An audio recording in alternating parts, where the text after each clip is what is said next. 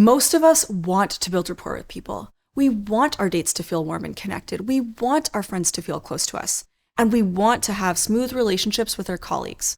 But very few of us are actually successful at doing this.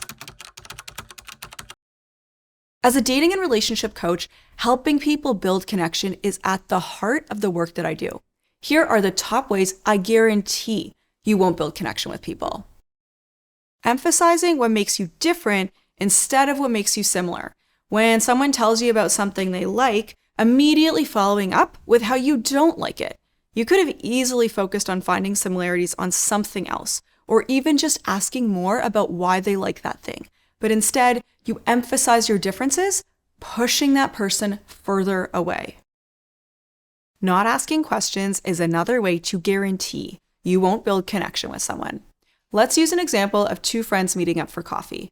One of them has recently moved to another continent and tells the friend about the struggles they're facing with the move.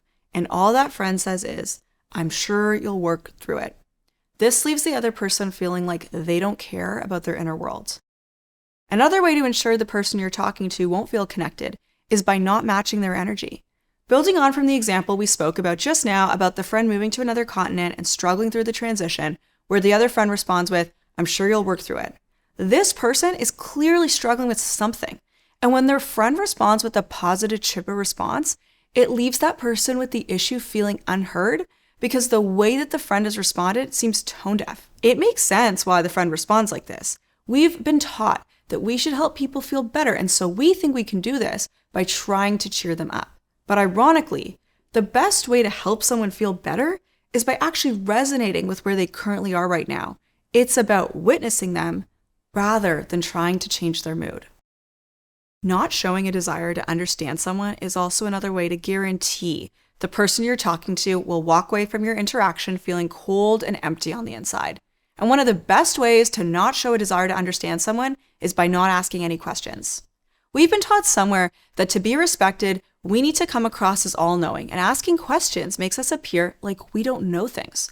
So we've been conditioned to mask the fact that we don't know things, because how could we possibly know about what someone's experiencing without asking them? By not asking questions. In the case of the person struggling with the move, failing to ask any follow-up questions to learn more about what that experience is like for them will make them feel completely unseen. Not only does not asking follow-up questions do this, like in the example we've been talking about where the friend responds with, "I'm sure you'll work through it," without asking anything, but even worse is when you respond with a statement that shows you think you understand what's going on in their inner world without trying to learn about it, emphasizing even more how large that disconnect really is. For example, this would look like the friend saying something in response to their struggles with the move, like this: "It's hard being away from family for so long."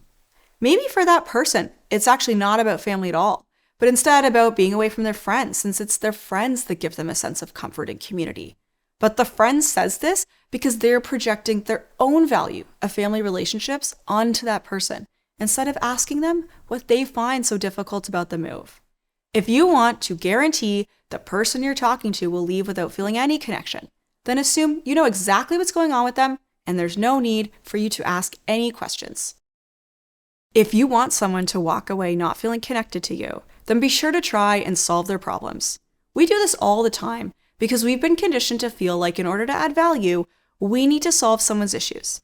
So when that person tells their friend that they're struggling with their move across the continent, you can be sure that their friend will respond with some advice based on their own projection of what they think the issue is. Because remember, this friend doesn't want to ask any questions because they assume that they know exactly what their friend is experiencing. So they say, FaceTime with your family every day and incorporate it into your daily life so you feel like they're with you. And this is the final nail in the coffin. That person walks away from the interaction feeling unheard because of their friend's tone-deaf response, unseen because their friend did not ask them any questions to understand their experience, and even more so, assumed what was going on with them, and then proceeded to offer advice to solve a problem that wasn't even addressing the real issue that they were going through. There may have been aspects of this friend that you relate to, and it's not because you don't want to connect with people. I'm sure you very deeply want to, but it's all too easy for so many of us to fall into this way of engaging where we get inside of our own heads and forget about the very different inner world of the person sitting in front of us. So, what can we learn from this cautionary tale? People feel disconnected when they don't feel like you see and hear them. And a guaranteed way to do that is by approaching conversations stuck in your own bubble, preoccupied with your own life, and projecting that onto other people, instead of stepping outside and trying to deeply understand what's going on with that person. If you want to dig deeper, I've created a resource called the Building Rapport Blueprint that's linked in the description. It's free, and if you want to build more meaningful connections, be sure to check it out. And if this video resonated, go ahead and hit subscribe so you don't miss out on more videos like this. I'll see you in the next one.